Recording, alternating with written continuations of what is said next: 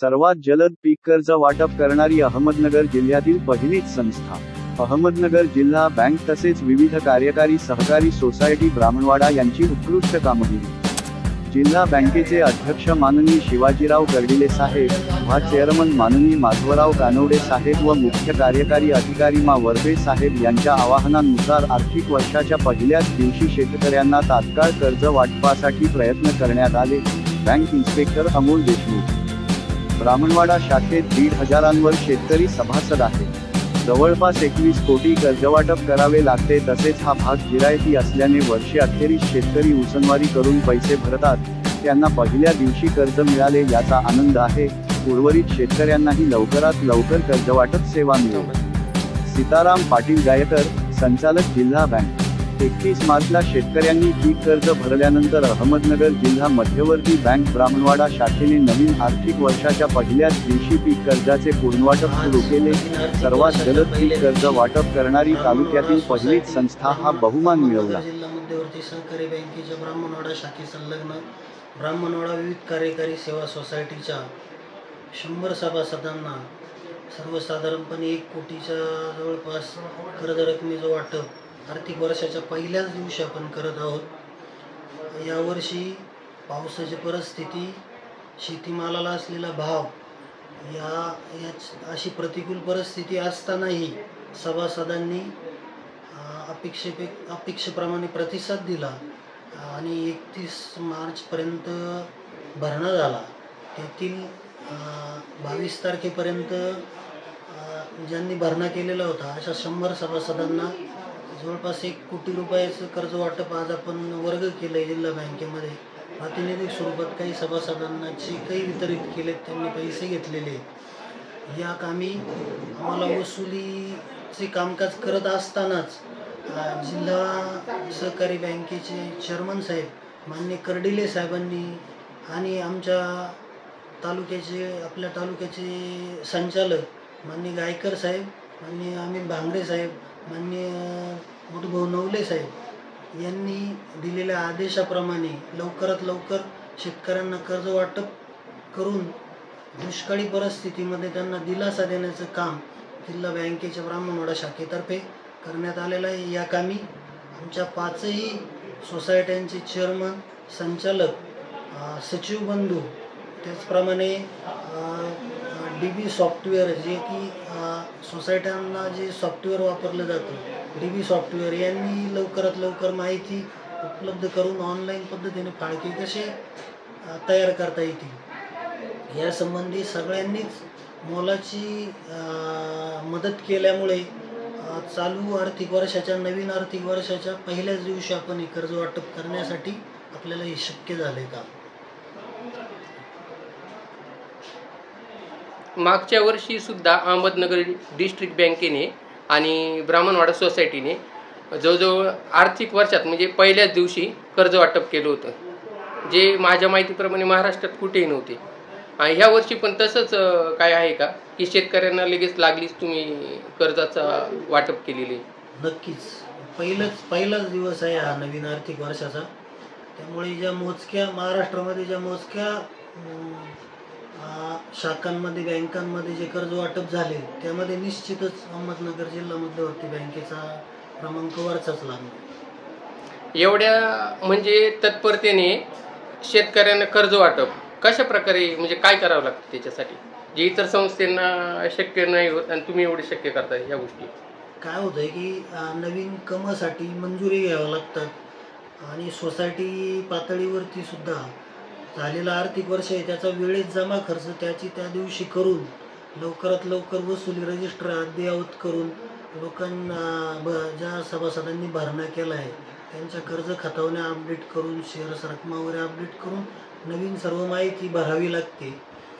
थोडेसे परिश्रम घेतले, शेतकऱ्यांना सभासदांना मदत करण्याच्या उद्देशाने लवकरात लवकर कसे पैसे देता येतील आणि ही जाणीव ठेवावी लागते की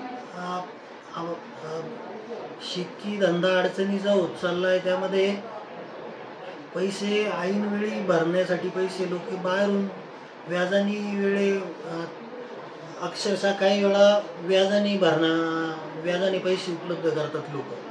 त्यांचे व्याजाचे पैसेचा भार त्यांना पडू नये त्याच्यासाठी लवकरात लवकर कर्ज वाटप झालं तर त्यांचा भार हलका होईल आणि अंतिम उद्देश आमचा एक वसुलीचं प्रमाण वाढलं पाहिजे.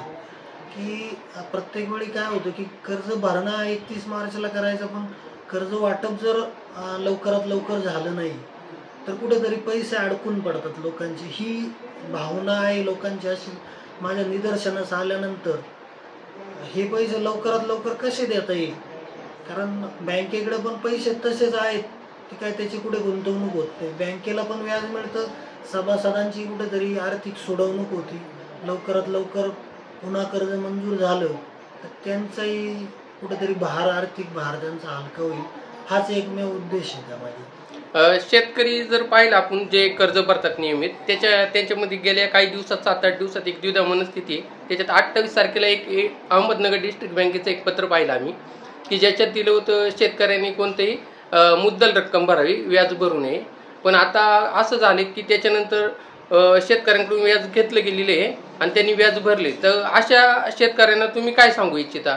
त्यांची अशी द्विधा मनस्थिती आहे, ते आम्हाला विचारतात की आता तर आम्ही हे व्याज भरलेले, मग आता आमच्या पैशांचं काय होणार? कसं आहे,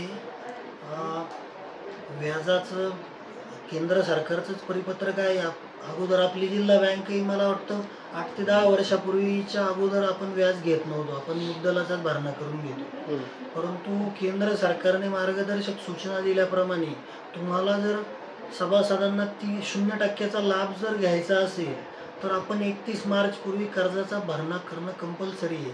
हे त्यांनी दिलेल्या सूचनेनुसारच बँकेने कामकाज सुरू केलेलं आहे. आणि आता जे काय मध्ये परिपत्रक आलंय आणि व्याज मुद्दलाचा भरणा घ्यायचा किंवा व्याज घ्यायचं नाही याच्या संदर्भात आमच्या मुख्य कार्यालयाकडून लवकरच सूचना प्राप्त होतील. त्याप्रमाणे आपण व्याजाच्या रकमेचा काय असेल तो जमा करताना जे परिपत्रक होतं ते अहमदनगरचंच होतं ना, अहमदनगर डिस्ट्रिक्ट बँकेचं 28 तारखेचं. काय झालं ते व्हायरल झालेली व्हॉट्सअपला व्हायरल उशिरा झाला आणि इकडे पण 28 थोडंसं उशिरा मिळालं आम्हाला ते. परंतु इथे काय होतं, काही सभासदांनी व्याजासह भरणा केलेला होता आणि शेवटचा दिवस राहिलेला होता. तर मग सभासदांमध्ये असा भेदभाव करायचा का की काहींचं व्याज घेतलं आणि थोडे लोक सोडून द्यायचे, असं थोडं सभासदांमध्ये आपण दुजाभाव केल्याची भावना निर्माण झाली असते. साहेब, आता ज्यांनी व्याज भरले, समजा ज्या कर्जदारांनी नियमित कर्ज भरून त्यांनी व्याज भरले, त्यांना त्यांचं व्याज पुन्हा भेटेल का? मग नक्कीच जिल्हा बँक याप्रमाणे मुख्य कार्यालय जसे आदेश देईल त्याच्याप्रमाणे तत्परपणे आपल्याकडून कारवाई करण्यात येईल. हो, चालेल. दिलेल्या माहिती त्याही बाबतीत आपण म्हणजे संकोच बाळगण्याचं काम नाही. मुख्य कचेरी पातळीवरून जसे आदेश येतील आपण तात्काळ त्याची अंमलबजावणी. मग शेतकऱ्यांना तुम्ही काय सांगू शकता साहेब? त्यांनी आश्वस्त राहावं का त्यांचे व्याजाचे पैसे भेटतील? नक्कीच या बाबतीत जिल्हा बँक ही नेहमी शेतकऱ्यांची बँक आहे, शेतकऱ्यांसाठी काम करत आलेली आहे. व्याजाचा जसंही तिकडून माहिती मिळेल, मी पहिल्यांदा म्हटल्याप्रमाणे जसे आदेश प्राप्त होतील त्याप्रमाणे लवकरात लवकर निश्चितपणे शेतकऱ्यांना ते व्याज मिळेल. त्या अगोदरही भरलेल्या ज्या शेतकऱ्यांनी कर्ज भरले त्यांना कर्ज देण्याची रक्कम पुन्हा भरलेली रक्कम पुन्हा देण्याची, कर्ज वाटप करण्याची जास्ती गरज आहे. मला वाटतं ती रक्कम मोठी आहे व्याजापेक्षा मुद्दलाची. चालतं. धन्यवाद साहेब आपण दिलेल्या माहितीबद्दल. आज अहमदनगर डिस्ट्रिक्ट कोऑपरेटिव्ह बँकेने तुम्हाला म्हणजे महाराष्ट्रातला पहिला चेक शेतकऱ्याला सुपूर्द केला आहे. त्याच्यात आज आपल्याबरोबर अशोक मारुती आरुटे आहेत, गाजरे मामा आहेत, सुदाम शिंदे आहेत. पाहूया म्हणजे या शेतकऱ्यांचं म्हणजे काय भावना आहेत चेक पहिला भेटल्याबद्दल. विविध कार्यकारी सोसायटीने आज जो चेक दिला त्याबद्दल मी प्रथमतः त्यांचे आभार मानतो. आणि इतक्या वेगाने चेक दिलेले त्याबद्दल सगळे शेतकरी आनंदी आहेत. अजून काय अपेक्षा आहे अहमदनगर बँकेकडून तुमची? अहमदनगर बँकेला आम्ही जे व्याजासह जी रक्कम भरली ते व्याज आम्हाला परत भेटावे अशी आमची अपेक्षा आहे. आपली काय म्हणजे आपलं काय मत आहे याबद्दल? सभासद संस्थेचे सभासद अशोक मारुती आरोग्य यांनी व्याजाबद्दलची मांडलेली व्यथा मांडलेली ती पूर्ण करावी बँकेने, हेच आमची अपेक्षा. एवढे तात्काळ चेक वाटप करणारी संस्था जर ब्राह्मणवाड्यातली आपलीच म्हणजे महाराष्ट्रातली आणि महाराष्ट्रातून नगर जिल्ह्यात प्रथम असेल असं माझा एक अंदाज आहे. तर अहमदनगर जिल्ह्यातली पहिली संस्था आपण म्हणूया ही. की जी एवढ्या तात्काळ शेतकऱ्यांना कर्ज वाटप करते. जवळजवळ 1 ते 2 तारखेला मागच्या वर्षी सुद्धा त्यांनी 3 तारखेला कर्ज वाटप केलं होतं अहमदनगर बँकेने. शिवाय ब्राह्मणवाडा सोसायटीचे पण प्रयत्न आहे त्याच्याबद्दल. तर मग त्याबद्दल तुम्ही काय सांगू शकता एवढ्या म्हणजे तात्काळ? कामकाज चांगलं आहे ना. चालतं. आपण काय सांगू शकता एक शेतकरी म्हणून तुम्ही समाधानी का याबद्दल? आहे समाधानी. आपलं काय मत आहे याबद्दल? आणि असं उत्तरोत्तर या संस्थेचा आहे ना उत्कर्ष व्हावा ही आमची इच्छा आहे. शेतकरी म्हणून तुम्ही समाधानी? हो हो जरूर समाधानी आहे. फक्त उत्कर्ष व्हावा आणि विविध सुरुवातीला जो पूर्वकाळ होता संस्थेचा तसा पूर्ववत यावा अशी आमची इच्छा आहे.